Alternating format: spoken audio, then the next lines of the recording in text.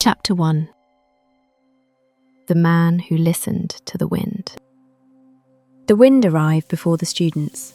It moved through the trees surrounding the old dojo like a slow breath, brushing the leaves together in a soft whisper that seemed almost intentional, as if the forest itself had something to say, but had not yet decided how. The building stood slightly apart from the road, hidden behind a grove of tall cedars. It was simple, wooden, modest, almost invisible if one did not know where to look.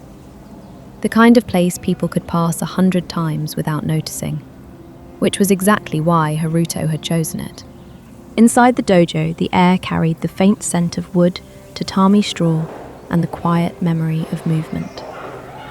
Haruto stood in the center of the room, barefoot, still. He appeared relaxed, almost lazy in posture, but anyone with trained eyes would have sensed something else beneath the softness. His body was not merely relaxed, it was available, like water waiting for gravity to decide its direction. His eyes were open, but they saw nothing. A thin white scar crossed his left eyebrow and disappeared into his hairline. It was the only visible trace of the accident that had taken his sight years earlier. Yet nothing in his demeanor suggested loss. In truth, most people forgot he was blind within minutes of meeting him. Outside, gravel shifted under hesitant footsteps. The first student had arrived. Haruto tilted his head slightly, not toward the door, toward the sound. He smiled faintly. Two people, one walking with curiosity, the other with tension. The door slid open. A young woman stepped inside first, pushing her hair back with a nervous gesture. Behind her came a tall man with the shoulders of someone accustomed to lifting heavy things, but not accustomed to uncertainty. They stopped when they saw Haruto standing silently in the middle of the dojo. For several seconds, no one spoke. Finally, the woman cleared her throat. Excuse me, are you the instructor? Haruto inclined his head slightly. Yes. His voice was calm, almost warm. The tall man frowned. You're Haruto? Yes. Another silence. The woman hesitated. We thought... She stopped. Haruto smiled gently. You thought the teacher would look different. The man crossed his arms. We didn't expect He gestured vaguely towards Haruto's eyes. this. Haruto nodded, as if the observation were entirely reasonable. That is understandable. He took a few slow steps forward. The movement was fluid, light, perfectly balanced. The two visitors instinctively stepped aside to avoid him, though he had not asked them to. Your names? I'm Maya. Lucas. Haruto nodded. Maya walks lightly, but carries questions. Maya blinked.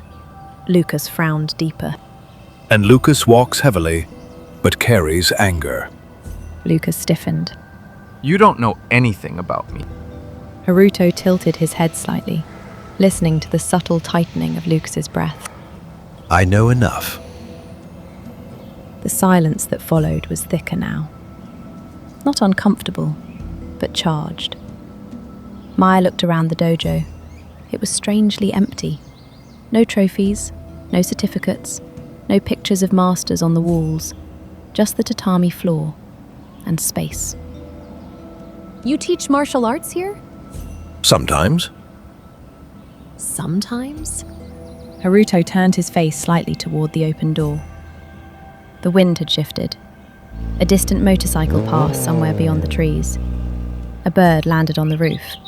I teach movement. Lucas snorted. That sounds like something from a meditation app. Haruto laughed softly. Perhaps. Then he gestured toward the center of the room. Come. They stepped onto the tatami. Haruto raised his right hand slowly. Lucas, push me. Lucas frowned. What? Push me. Why? to see what happens. Lucas looked at Maya. Maya shrugged. Lucas stepped forward and placed both hands against Haruto's shoulders. He pushed. Nothing happened. Haruto did not resist. He simply wasn't there. Lucas stumbled forward as if the space he had expected to occupy had vanished. He caught himself awkwardly and turned. What the? Haruto stood 2 steps behind him. Lucas blinked. You moved. No. Lucas stared. You moved. Haruto smiled faintly.